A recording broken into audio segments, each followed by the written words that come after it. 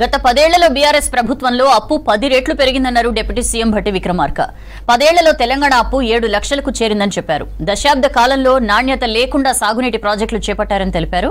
BRS తప్పిదాలను Congress ప్రభుత్వం సరిదిద్దుతోందని చెప్పారు. రాష్ట్ర ఆర్థిక పరిస్థితి ప్రమాదంలో పడిందన్నారు.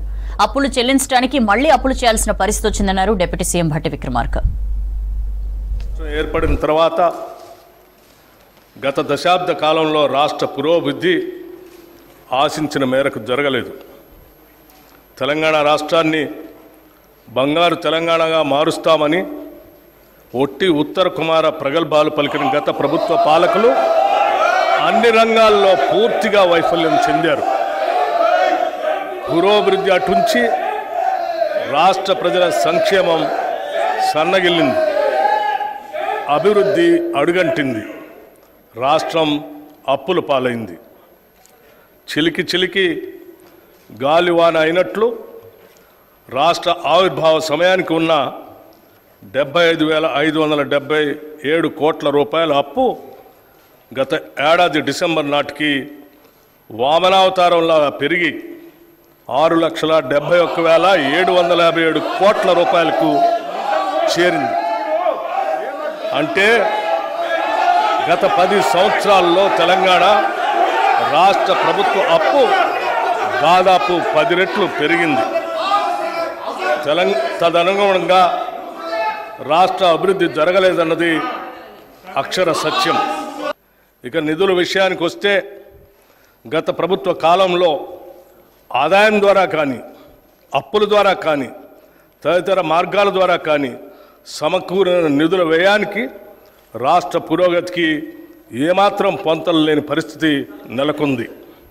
ఓ పక్క అప్పులు పెరగడంతో పాటు వేరొక పక్క బిల్లుల బకాయిలు భారీగా పెరిగిపోవటం వల్ల రాష్ట్ర ఆర్థిక పరిస్థితి ప్రమాద స్థాయికి చేరుకుంది.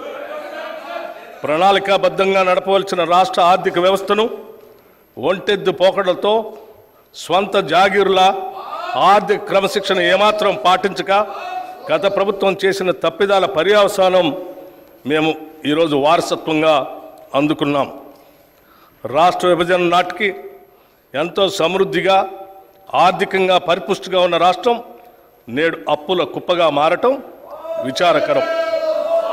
కనీసం రాష్ట్ర ప్రభుత్వ ఉద్యోగుల వేతనాల చెల్లింపులకు, పెన్షన్ చెల్లింపులకు కటకటలాడి సరైన కాలంలో చెల్లించకపోవటం వారి ఆర్థిక క్రమశిక్షణ రాహిత్యానికి, ప్రజా సంక్షేమంపై నిర్లక్ష్యానికి మచ్చుతునక మాత్రమే.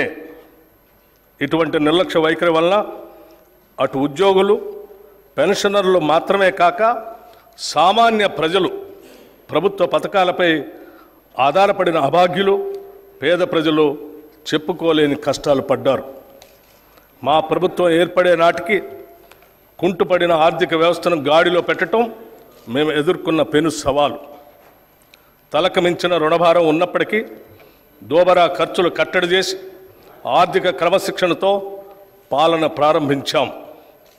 తద్వారా ఉద్యోగులకు, పెన్షన్దారులకు సకాలంలో జీతాలు చెల్లించడానికి వెసులుబాటు కలిగింది. ఈ సంవత్సరం మార్చి నెల నుండి 3.69 లక్షల ప్రభుత్వ ఉద్యోగులకు, 2.87 లక్షల పెన్షన్దారులకు క్రమం తప్పకుండా ప్రతి నెల మొదటి తారీఖున జీతాలు, పెన్షన్లు చెల్లించడానికి మా ప్రభుత్వం చర్యలు తీసుకుంది. డిసెంబర్ 2023లో మా ప్రభుత్వం రాష్ట్ర ఆర్థిక స్థితిపై శ్వేతపత్రం విడుదల చేసే నాటికి 6,71,757 కోట్ల రూపాయల అప్పులు ఉన్నట్లు తేలింది. గత ప్రభుత్వం చేసిన అప్పులైనా ప్రభుత్వ పరంగా బాధ్యతతో వాటి తీర్చేందుకు అన్ని చర్యలకు శ్రీకారం చుట్టాం. మా ప్రభుత్వం ఏర్పడిన తర్వాత 35,118 కోట్ల రూపాయలు రుణాలు తీసుకోగా గత ప్రభుత్వం చేసిన రుణాలలో అసలు వడ్డీలతో కలిపి 42,892 కోట్ల రూపాయలు బకాయిల్ని చెల్లించాం. అంటే మా ప్రభుత్వం తీసుకున్న రుణాల కన్నా 7,774 కోట్ల రూపాయలు ఎక్కువగా రుణాలు ఈ కొద్ది నెలల్లోనే చెల్లించడం ద్వారా మా చిత్తశుద్ధి అర్థమవుతుంది. గత ప్రభుత్వం నిర్వాహకం వల్ల చివరికి అప్పులు కట్టడానికి కూడా అప్పులు తీసుకునే పరిస్థితికి రాష్ట్రం దిగజారింది.